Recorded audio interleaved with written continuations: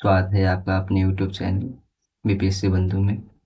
दोस्तों, पिछले क्लास में हम लोगों ने सोमवंश, कनवंश, कुषाण वंश और गुप्त वंश के बारे में पढ़ा था। दोस्तों, आज के क्लास में हम लोग पाल वंश को पढ़ेंगे। सबसे पहले हम लोग देखेंगे पाल वंश की स्थापना। तो पाल वंश की स्थापना गोपाल ने 750 ईस्वी में की थी। गोपाल ने उदंतपुरी विश्वविद्यालय की स्थापना बिहार शरीफ में की। नेक्स्ट पॉइंट, इस वंश का सबसे प्रमुख शासक जो थे वो धर्मपाल थे। धर्मपाल ने ही विक्रमशिला विश्वविद्यालय जो भागलपुर में है उसकी स्थापना किए थे। सोमपुर महाविहार जो कि वर्तमान में अभी बांग्लादेश में है, उसका निर्माण भी धर्मपाल ने ही करवाया था। धर्मपाल ने त्रिपक्षीय संघर्ष में प्रतिहारों, राष्ट्रकूटों से संघर्ष किया था। धर्मपाल प्रतिहार शासक वत्सराज से पराजित हो गए थे। बाद में धर्मपाल ने राष्ट्रकूट शासक ध्रुव और प्रतिहार शासक वत्सराज को पराजित किया। उसने कुछ समय के लिए कन्नौज पर अधिकार भी किया। जो त्रिपक्षीय संघर्ष हो रहे थे उसमें धर्मपाल ने कन्नौज पर अधिकार किए और ये संघर्ष कन्नौज के लिए पे अधिकार करने के लिए ही हो रहा था।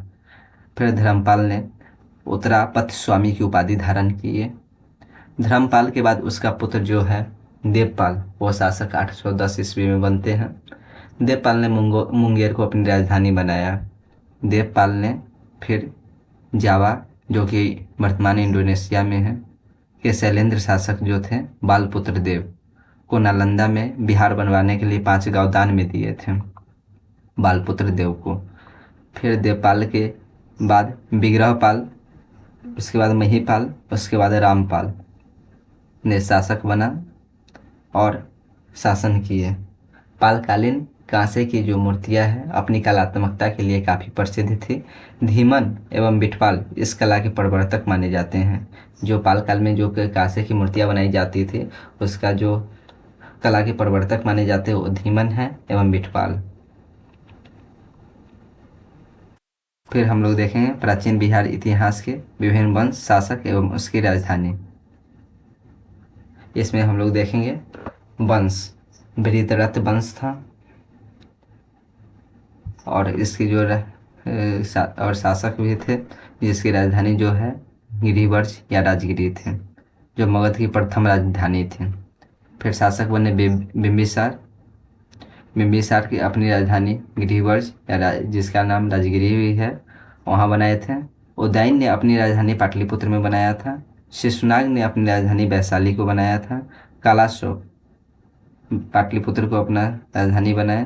नंदवंश पाटलिपुत्र को राजधानी बनाया। मौर्य वंश भी पाटलिपुत्र के समय पाटलिपुत्र ही राजधानी रहा।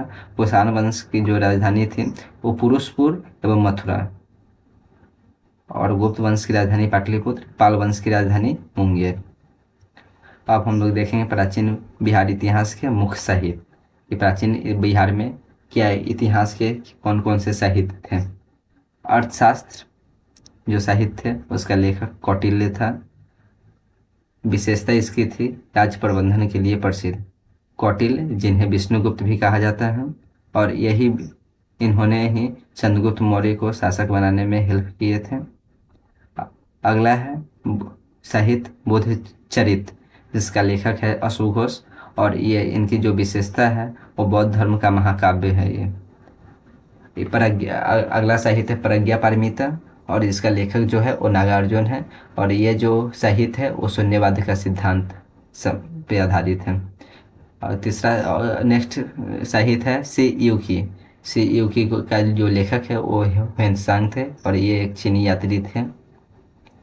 इसकी जो विशेषता है वो भारत के यात्रा विवरण है। अगला साहित्य है इंडिका, इसका लेखक मेगास्थनीज है, और ये मौर्य साम्राज्य का विवरण देते हैं। ये जो मेगास्थनीज थे वो सेल्यूकस निकेटर द्वारा भेजे गए थे दूत थे, और ये चंद्रगुप्त मौर्य के समय भारत में आए थे।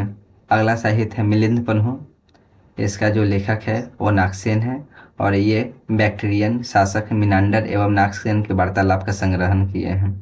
अगला साहित्य है ललित विस्तार, जिसका जो लेखक है वो पता नहीं है, अज्ञात है, और ये जो है वो बुद्ध की लीलाओं का वर्णन करते हैं। नेक्स्ट साहित्य है महावंश, इसका भी जो लेखक है वो अज्ञात है। श्रीलंका के राजाओं के बारे में वर्णन है।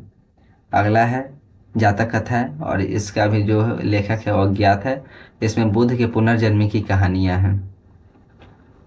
हम लोग प्राचीन बिहार को कंप्लीट कर लिए हैं, और अगले क्लास में हम लोग मध्यकालीन बिहार को पढ़ेंगे। दोस्तों, वीडियो को लाइक करें और चैनल को सब्सक्राइब करें, ताकि सबसे पहले ये वीडियो आपके पास पहुंच जाए। धन्यवाद।